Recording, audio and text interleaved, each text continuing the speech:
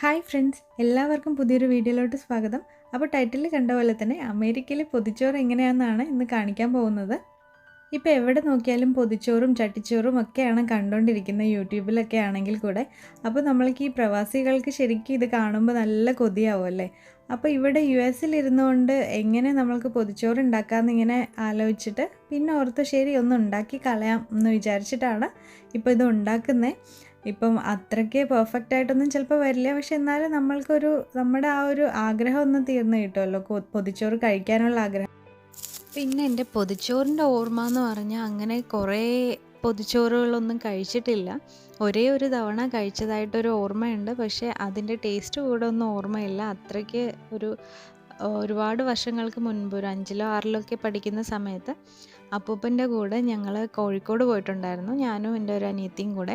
അപ്പോൾ ആ സമയത്ത് ഇങ്ങനെ പൊതിച്ചോറ് കൊണ്ടുപോയിട്ടുണ്ടായിരുന്നു. ആ പൊതിച്ചോറ് ഇതുപോലെ ഞങ്ങളൊരു ഹോട്ടലിൽ വണ്ടി നിർത്തിയിട്ട് ഇങ്ങനെ ഭക്ഷണം കഴിക്കാൻ വേണ്ടി നിർത്തുമല്ലോ. അപ്പോൾ ആ സമയത്ത് ഒരു ഹോട്ടലിൽ ഇരുന്ന് ആ പൊതിച്ചോറ് കഴിച്ച ഒരു ഓർമ്മയുണ്ട്. പക്ഷെ അതിൽ എന്തൊക്കെയായിരുന്നെന്നോ എന്താണെന്നോ എങ്ങനെയാണെന്നൊന്നും ഓർമ്മയില്ല. ഈ ഒരു സംഭവം മാത്രമേ ഓർമ്മയുള്ളൂ. അതാണ് എൻ്റെ ഓർമ്മയിലെ പൊതിച്ചോറെന്ന് പറയുന്നത്. അപ്പോൾ നിങ്ങളുടെ ഓർമ്മയിലെ പൊതിച്ചോറൊക്കെ എങ്ങനെയാണ്, കഴിച്ചിട്ടുണ്ടോ എന്നുള്ളതൊക്കെ കമൻറ്റ് ചെയ്യാൻ മറക്കരുത് കേട്ടോ. അപ്പോൾ ഇനി US ഇരുന്നുകൊണ്ട് ഞാനിങ്ങനെ ഈ പൊതിച്ചോറ് ഉണ്ടാക്കിയെന്ന് നമുക്ക് കാണാം.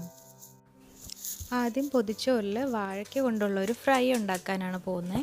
അപ്പോൾ അതിന് വേണ്ടിയിട്ട് വാഴയ്ക്ക ഒരെണ്ണം എടുത്തിട്ടുണ്ട്. ഇവിടെ 2 പേരേ ഉള്ളൂ, അപ്പോൾ അതിനനുസരിച്ച് ഒരെണ്ണം മതിയാവും. ഒരു വാഴയ്ക്ക എടുത്തു കഴിഞ്ഞാൽ നിറയെ ഫ്രൈ ഉണ്ടാക്കാൻ പറ്റും. അപ്പോൾ അതിൻ്റെ തൊലിയെല്ലാം കളഞ്ഞ് കട്ടിയായിട്ട് അരിഞ്ഞെടുക്കണം. ഒരുപാട് തിന്നാവരുത് സ്ലൈസസ്. ഈ ഒരു രീതിയിൽ അരിഞ്ഞെടുക്കുകയാണ് നമ്മൾ ചെയ്യേണ്ടത്. അതിനുശേഷം അതിൻ്റെ ഇടയ്ക്ക് ഞാൻ ഈ നെത്തിലി മീനുണ്ടല്ലോ, അത് വെള്ളത്തിലിട്ട് വെച്ചിട്ടുണ്ട്. ഇത് വറുക്കാൻ വേണ്ടിയിട്ടുള്ളതാണ്. അപ്പോൾ അത് ഉണക്കമീനാണ്. അപ്പോൾ അത് കുറച്ചൊന്ന് സോഫ്റ്റ് ആവാൻ വേണ്ടിയിട്ട് വെള്ളത്തിലിട്ട് വയ്ക്കുകയാണ് ചെയ്യുന്നത്. അപ്പോൾ നമ്മുടെ വാഴക്കയിൽ കുറച്ച് വെള്ളം ഒഴിച്ച് ആവശ്യത്തിന് ഉപ്പും ചേർത്ത് നമ്മളൊന്ന് നന്നായിട്ട് തിളപ്പിച്ചെടുക്കുകയാണ് ചെയ്യേണ്ടത്. ഇത് വേവണം, ഒരുപാട് വെന്ത് കുഴയാൻ പറ്റില്ല, പക്ഷെ കറക്റ്റായിട്ടുള്ളൊരു വേവ് ആവണം. അതുവരെ നമ്മൾ വേവിക്കുക.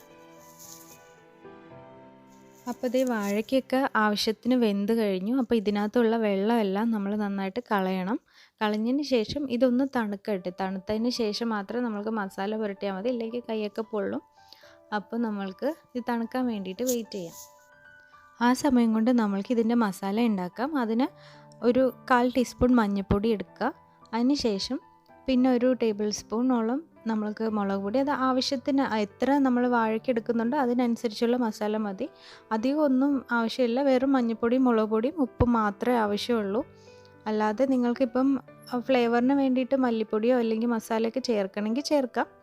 അപ്പോൾ ഇത് ആവശ്യത്തിന് ഉപ്പ് ചേർക്കുക. നമ്മൾ കുറച്ച് ഉപ്പ് നമ്മൾ വാഴയ്ക്കയിൽ ചേർത്തിട്ടുണ്ട്, അപ്പോൾ അതിനനുസരിച്ചുള്ള ഉപ്പ് ഈ മസാലയിൽ ചേർത്താൽ മതി. ഇത് നന്നായിട്ടൊന്ന് മിക്സ് ചെയ്തതിന് ശേഷം കുറച്ച് വെള്ളം ഒഴിച്ചിട്ട് ഇത് പേസ്റ്റാക്കി എടുക്കുകയാണ് ചെയ്യേണ്ടത്. ഇപ്പോൾ നമ്മൾ മീനിനൊക്കെ മസാല ഉണ്ടാക്കത്തില്ലേ, അതേപോലെ തന്നെയാണ്, പക്ഷേ മീനിന് പകരം വാഴയ്ക്കാണെന്നേ ഉള്ളൂ. അപ്പോൾ ഇത് നന്നായിട്ട് പേസ്റ്റാക്കി എടുത്തിട്ടുണ്ട്. ഇനി ഇത് നമ്മുടെ വാഴയ്ക്കയിലോട്ട് പുരട്ടി കൊടുക്കുക ചെയ്യേണ്ടത്. വാഴയ്ക്ക് ഇപ്പം തണുത്ത് കാണും, അപ്പോൾ നമ്മൾക്ക് ഇത് ഓരോന്നായിട്ട് ഇങ്ങനെ പുരട്ടി കൊടുക്കുക. ഇല്ലെങ്കിൽ മൊത്തത്തിലിട്ടും ചെയ്യാം, പക്ഷേ ചിലപ്പം പൊട്ടിപ്പോവും. നമ്മൾ വേവിച്ച് വെച്ചിരിക്കുന്ന വാഴയ്ക്കാണല്ലോ, അപ്പോൾ മൊത്തത്തിലിട്ട് മിക്സ് ചെയ്യുന്ന സമയത്ത് ചിലപ്പം പൊട്ടിപ്പോവാൻ ചാൻസ് ഉണ്ട്. അതുകൊണ്ട് ഇങ്ങനെ ഓരോന്നായിട്ട് എല്ലാം തടവി കൊടുക്കുക. അപ്പോൾ എല്ലാം തടവി വെച്ചിട്ടുണ്ട്. ഇനി ഇത് നമുക്ക് ഫ്രൈ ചെയ്യണം. അതിന് വേണ്ടിയിട്ട് ഒരു പാൻ ചൂടാക്കിയിട്ട് അതിലോട്ട് വെളിച്ചെണ്ണയാണ് ഞാനിപ്പോൾ ഒഴിക്കുന്നത്. സാധാരണ വേറെ എണ്ണ, വെജിറ്റബിൾ ഓയിലൊക്കെ വേണമെങ്കിലും ഉപയോഗിക്കാം വറുക്കാൻ വേണ്ടിയിട്ട്. അപ്പം നാടൻ വിഭവം ആയതുകൊണ്ട് വെളിച്ചെണ്ണയുടെ ഒരു ടേസ്റ്റ് ഇരുന്നോട്ടെ എന്ന് പറഞ്ഞിട്ട് വെളിച്ചെണ്ണ ഉപയോഗിക്കുന്നതാണ്. എണ്ണ ചൂടാവുന്ന സമയത്ത് നമ്മൾ വാഴയ്ക്കൊക്കെ എണ്ണയിലോട്ട് ഇടാം. അതിന് ശേഷം ഇതൊന്ന് ഒരു സൈഡ് മുരിഞ്ഞ് നന്നായിട്ട് വരുന്ന സമയത്ത് ഇത് തിരിച്ച് ഇടുക. അങ്ങനെയാണ് വറുത്തെടുക്കേണ്ടത്. നന്നായിട്ട് 2 സൈഡും നന്നായിട്ട് മസാലയൊക്കെ ഒന്ന് ഫ്രൈ ആയിട്ട് വരുന്ന സമയത്ത് ഇത് പിന്നെ അടുപ്പിൽ നിന്ന് മാറ്റി വയ്ക്കാം. അത്രയേ ഉള്ളൂ ഈ ഒരു വാഴയ്ക്കയുടെ ഫ്രൈ എന്ന് പറയുന്നത്. അപ്പോൾ ഒരു സൈഡ് കഴിഞ്ഞു, ഇനി ഞാൻ അടുത്ത സൈഡിലോട്ട് തിരിച്ചിടുകയാണ്. അപ്പോൾ ഇതുപോലെ ആവും, 2 സൈഡും ഇതുപോലെ ആവുന്ന സമയത്ത് നമ്മൾക്ക് നിർത്തി വയ്ക്കാം. പിന്നെ പൊതിച്ചോറിലോട്ട് ഇപ്പോൾ നമ്മൾക്ക് ഇഷ്ടമുള്ള ഏത് പച്ചക്കറികൾ വേണമെങ്കിലും ഉപയോഗിക്കാം. അല്ലാതെ ഇന്നത് തന്നെ എടുക്കണമെന്ന് അങ്ങനെയൊന്നും ഇല്ലല്ലോ. ഓരോ രീതിയിൽ ഓരോ ആളുകളും ഓരോ രീതിയിലാണ് പൊതിച്ചോറ് ഉണ്ടാക്കുന്നത്. അപ്പോൾ ഞാനിവിടെ വാഴയ്ക്കയും ഇതൊക്കെ എടുത്തിരിക്കുന്നത് എനിക്കിഷ്ടമുള്ള കുറച്ച് പച്ചക്കറികളാണ് ഉണ്ടാക്കിയിരിക്കുന്നത്. അപ്പോൾ നിങ്ങൾക്ക് ഇഷ്ടമുള്ളതനുസരിച്ച് ഉണ്ടാക്കാം. അപ്പോൾ അത് നമ്മുടെ വാഴയ്ക്ക ഫ്രൈ ആയിട്ട് കഴിഞ്ഞു. ഇതിപ്പോൾ 2 സൈഡും നന്നായിട്ട് ഫ്രൈ ആയിട്ടുണ്ട്, അത്രേ ഉള്ളൂ. അപ്പോൾ ഇതിൻ്റെ എണ്ണ ഇപ്പം നിങ്ങൾക്ക് കുറവായിട്ട് തോന്നുകയാണെങ്കിൽ കുറച്ചുകൂടെ വേണമെങ്കിൽ ഒഴിച്ചു കൊടുക്കാം, ഇല്ലെങ്കിൽ ഇങ്ങനെ തന്നെ ഇരുന്നാലും മതി. അപ്പോൾ ഇതാണ് അവസാനത്തെ ഇതെന്ന് പറഞ്ഞാൽ റെഡി ആയിട്ടുള്ള സ്റ്റേജ് എന്ന് പറയുന്നത്. അപ്പോൾ നമ്മൾക്ക് സ്റ്റൗ ഓഫ് ചെയ്തിട്ട് ഇനി ഇത് മാറ്റി വയ്ക്കാം. അടുത്തത് ഞാൻ ഉണ്ടാക്കാൻ പോകുന്നത് ഉരുളക്കിഴങ്ങിൻ്റെ മെഴുക്ക് പുരട്ടിയാണ്. അപ്പോൾ അതിന് വേണ്ടിയിട്ട് ഞാൻ ചെറുതായിട്ട് അരിയുന്ന, ഒരുപാട് വലുതാക്കി അരിയുന്നില്ല, ഇതുപോലെ കട്ട് ചെയ്തതിന് ശേഷം കുഞ്ഞു കുഞ്ഞായിട്ട് അരിഞ്ഞെടുക്കുകയാണ് ചെയ്യുന്നത്.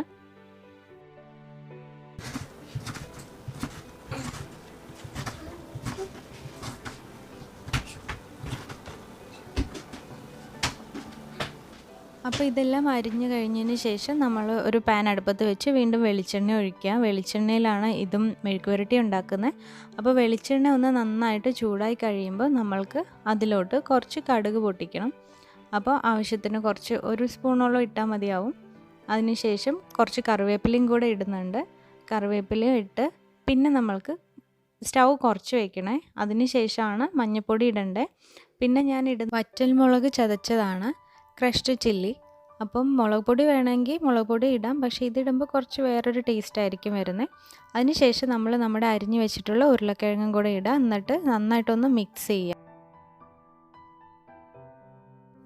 പിന്നെ അതിലോട്ട് ആവശ്യത്തിനുള്ള ഉപ്പും കൂടെ ചേർക്കണം. ഉപ്പ് ചേർത്തതിന് ശേഷം വീണ്ടും ഒന്ന് ഇളക്കി കൊടുക്കുക. നന്നായിട്ട് ഉപ്പെല്ലാം എല്ലാവിടെ ആയതിനു ശേഷം നമ്മൾക്ക് വീണ്ടും ഇതൊന്ന് അടച്ച് വെക്കണം. അടച്ച് വെച്ചിട്ട് ഒന്ന് വേവിച്ചെടുക്കുകയാണ് ചെയ്യേണ്ടത്. ഇപ്പോൾ ഇതേ വെന്തിട്ടുണ്ട് ഉരുളക്കിഴങ്ങൊക്കെ. ഇനി നമ്മൾക്ക് എന്താ ചെയ്യേണ്ടതെന്ന് വെച്ചാൽ ഒരു 2 മിനിറ്റ് തുറന്ന് വെച്ചിട്ട് മീഡിയം ഫ്ലെയിമിൽ ഇങ്ങനെ ഇട്ടിട്ടൊന്ന് വേവിക്കണം. അപ്പോൾ നമ്മുടെ ഒരു സൈഡ് ഉരുളക്കിഴങ്ങൊക്കെ ഉണ്ടല്ലോ, ഒരു സൈഡ് കുറച്ച് നല്ല ക്രിസ്പി ആയിട്ട് വരും. അപ്പോൾ അതൊരു വേറെ ടേസ്റ്റാണ് ഇതിന് കൊടുക്കുന്നത്.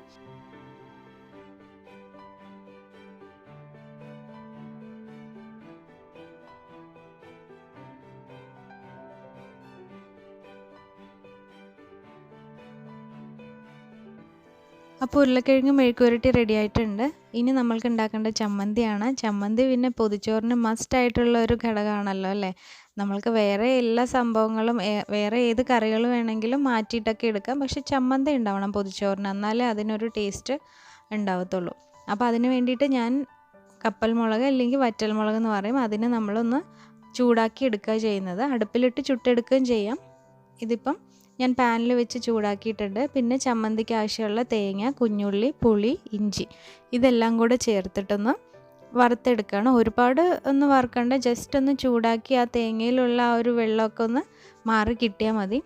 അങ്ങനെ ഉണ്ടാക്കുമ്പോൾ നമ്മൾ ചമ്മന്തിക്ക് ഇങ്ങനെ വറുത്തരച്ച ചമ്മന്തി കുറച്ച് കൂടെ ടേസ്റ്റ് കൂടുതലായിരിക്കും. അപ്പോൾ ഇതൊന്ന് ചെറുതായിട്ട്, ഒരുപാട് വേണ്ടത് ഈ ഒരു രീതിയിലൊന്ന് വറുക്കുക. അതിനുശേഷം കുറച്ച് കറിവേപ്പിലയും കൂടെ ഇടുന്നുണ്ട്. കറിവേപ്പില ഇട്ടിട്ടൊന്ന് ഇളക്കുക. പിന്നെ ആവശ്യത്തിന് ഉപ്പും, കല്ലുപ്പാണ് ഞാനിവിടെ ചേർക്കുന്നത്. അതിനുശേഷം ഇത് മിക്സിയിലാണ് അരച്ചെടുക്കുന്നത്. അറിയാമല്ലോ, നമ്മൾക്ക് ഇവിടെ അമ്മിക്കല്ലൊന്നും ഇല്ല അരച്ചെടുക്കാൻ വേണ്ടിയിട്ട്.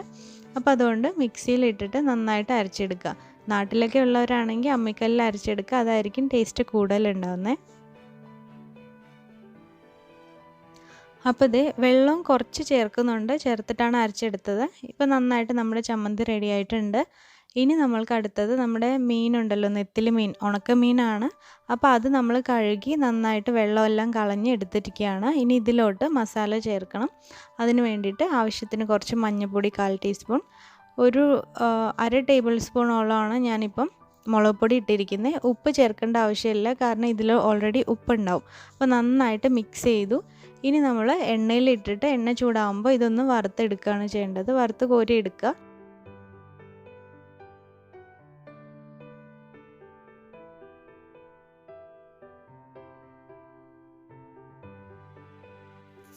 അപ്പോൾ മീൻ 2 സൈഡും നന്നായിട്ട് മൊരിഞ്ഞ് കഴിയുമ്പോൾ നമ്മൾക്ക് കോരിയെടുക്കാം. അപ്പോൾ ഇത്രയേ ഉള്ളൂ, നെത്തിലി മീൻ റെഡിയായി കഴിഞ്ഞു. പിന്നെ ഞാൻ ഉണ്ടാക്കാൻ പോകുന്നത് ഒരു മുളക് വറുക്കുന്നതാണ്, മുളക് കൊണ്ടാട്ടം. അത് നമ്മുടെ പാലക്കാടുകാർക്കൊക്കെ എല്ലാ പൊതിച്ചോറിലും ഉണ്ടാവും. അപ്പോൾ ഇതേ പൊതിച്ചോറ് ഉണ്ടാക്കാൻ വേണ്ടിയിട്ട് ഒരു പേപ്പർ വെച്ചു. പിന്നെ വാഴയിലൊക്കെ ഇവിടെ ഫ്രീസ്ഡ് ആയിട്ടുള്ളതാണ് കിട്ടുക, അതുകൊണ്ടാണ് ഇങ്ങനെ ഇരിക്കുന്നത്. വാഴയില ഇപ്പോൾ ഞാൻ കുറച്ച് ചൂടാക്കിയിട്ടുണ്ട്. അതിനുശേഷം നമ്മുടെ നല്ല മട്ടേരി ചോറുണ്ടല്ലോ, പാലക്കാടൻ മട്ട, അത് നല്ല വേവിച്ച് നേരത്തെ തന്നെ ചോറ് വെച്ചിട്ടുണ്ടായിരുന്നു കേട്ടോ. അപ്പം അത് നമ്മൾക്ക് ആവശ്യത്തിന് വിളമ്പാം. അതിനുശേഷം ഉരുളക്കിഴങ്ങ് മെഴുക്ക് പുരട്ടി അത് വിളമ്പിയിട്ടുണ്ട്. പിന്നെ നമ്മുടെ വാഴയ്ക്ക ഫ്രൈ ആവശ്യത്തിനുള്ളത് വയ്ക്കാം. അടുത്തത് നെത്തിലി ഫ്രൈ.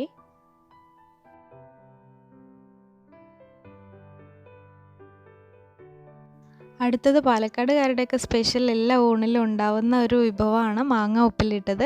ഇതുണ്ടാക്കുന്നതിൻ്റെ വീഡിയോ ഞാൻ ഓൾറെഡി ചെയ്തിട്ടുണ്ട്, അതിൻ്റെ ലിങ്ക് മുകളിൽ കൊടുക്കാം, കാണാത്തവർ കാണണേ. പിന്നെ അതേ മുളക് വറുത്തതും കൂടെ വെച്ചിട്ടുണ്ട്. അടുത്തത് മെയിനായിട്ടുള്ള സംഭവം നമ്മുടെ ചമ്മന്തി ഉരുട്ടി വെക്കുകയാണ് ചെയ്യുന്നത്. അപ്പോൾ ഇത്രയേ ഉള്ളൂ, നമ്മുടെ പൊതിച്ചോറിൻ്റെ വിഭവങ്ങളൊക്കെ ആക്കിയിട്ടുണ്ട്. ഇനി നമ്മൾക്കിത് അടയ്ക്കാം അല്ലേ, വാഴയില നന്നായിട്ടൊന്ന് അടച്ചിട്ട് പിന്നെ പൊതിഞ്ഞ് വെക്കുക. ഇതാണല്ലോ പൊതിച്ചോറ്. ഇത് ഫ്രീസ്ഡ് ആയതുകൊണ്ടാണ് ഇത് കീറി പോകുന്നുണ്ടല്ല. അപ്പോൾ നന്നായിട്ട് പൊതിഞ്ഞതിന് ശേഷം, പൊതിയാനൊന്നും എനിക്കധികം അറിയത്തില്ല, എന്നാലും നമ്മൾ അഡ്ജസ്റ്റ് ചെയ്തിട്ടൊന്ന് പൊതിഞ്ഞ് വെക്കുന്നുണ്ട്. പൊതിഞ്ഞതിന് ശേഷം ഒരു കുറച്ച് നേരം കഴിഞ്ഞിട്ട് എടുക്കാം. ഒരു മണിക്കൂറെങ്കിലും ഒന്ന് ഇരുന്നോട്ടെ, എന്നാലല്ലേ ആ ഒരു വാഴയിലയുടെയൊക്കെ ആ ടേസ്റ്റ് ഒന്ന് ആ ചോറിന് വരത്തുള്ളൂ. അപ്പോൾ ഇതുപോലെയാണ് ഞാൻ പൊതിഞ്ഞെടുക്കുന്നത്. അതിന് ശേഷം ഒരു കുറച്ച് നേരം വെയിറ്റ് ചെയ്തിട്ട് നമുക്ക് നോക്കാം.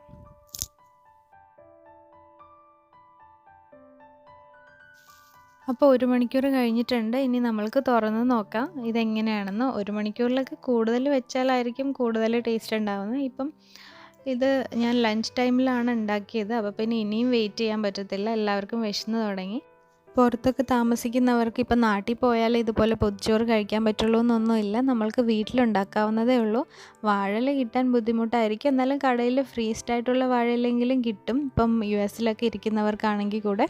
അപ്പോൾ നിങ്ങളിത് വീട്ടിലുണ്ടാക്കി നോക്കുക. ഉണ്ടാക്കി നോക്കിയതിന് ശേഷം അഭിപ്രായം പറയണം. ഇതിപ്പോൾ നമ്മൾ തുറന്നു വാഴയില, ഇപ്പം നല്ലൊരു മണമൊക്കെ വരുന്നുണ്ട്.